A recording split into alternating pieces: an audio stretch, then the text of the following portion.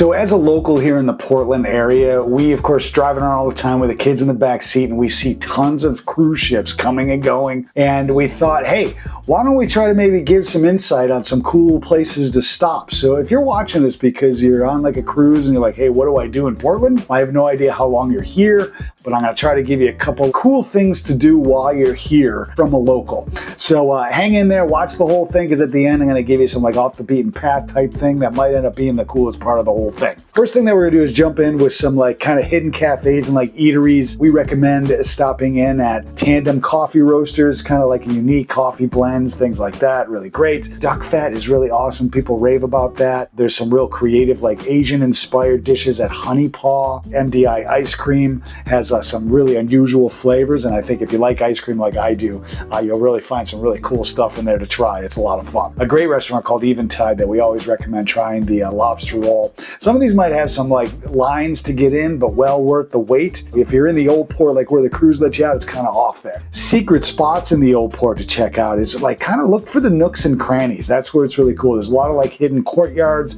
alleyways. You're gonna find like street art all over the place. There's a lot of like niche shops. We recommend one called Strange Maine.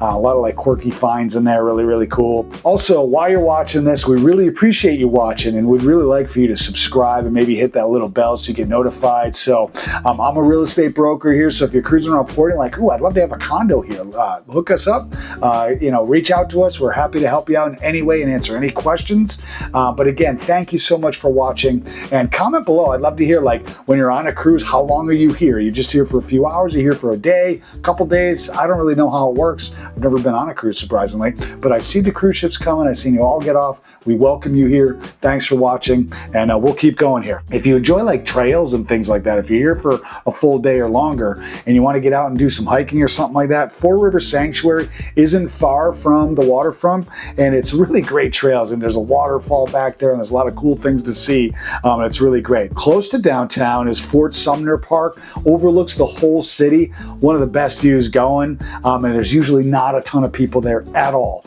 so very easy to go up there, kind of check it out. It's called Fort Sumner Park. Evergreen Cemetery, peaceful stroll, very quiet, of course. Lots of great places that you can check out that like get just a ton of great views, keep you away from the crowd. You know, like if you go to the East End and look at the view there, beautiful, highly recommend it. But there's going to be a lot of people there and hustle and bustle and all that kind of stuff, where this might give you some ideas to get off the path. Local breweries and distilleries, places like Bissell Brothers is pretty popular, but it might not be that crowded if you want to get a tour. And it's a great place, and it brings you to a part of Portland that you might not go. There's some cool speakeasies. There's one called Lincoln. That's cool to check out. A couple off the beaten path museums. There's an international cryptozoology museum, which is actually very cool. There's a Maine narrow gauge railroad museum, and also the umbrella cover museum. One thing I will say is the umbrella cover museum is actually out on Peaks Island. You got to take a ferry to get out there. You might not want to get on another boat, but if you do like to get out and check out the islands off of Portland, really cool. Peaks Island is a fast ferry ride. It's got some restaurants out there, some shops, museums. It's a cool place. You can do rent a golf cart and go around the island and get some really great views. It doesn't take a whole lot of time, so if that's something that you like to do, that's also another recommendation there. Some cool like shopping experiences if you want to cruise around and go shopping and all that stuff. There's a lot of vintage treasures at Portland Flea for All. Discover local crafts and hidden gems at the Merchant Company. The Green Hand Bookshop for rare and used books, things like that. If that's your jam, those are a couple recommendations for you. Thank you so much for coming to Portland on the cruise ship. Hopefully you enjoyed this video and got some good tips out of it. Comment below, let me know how long you're here and what you went and tried out. And remember, if you make Maine your home, you don't have to do it alone. Hey, come here.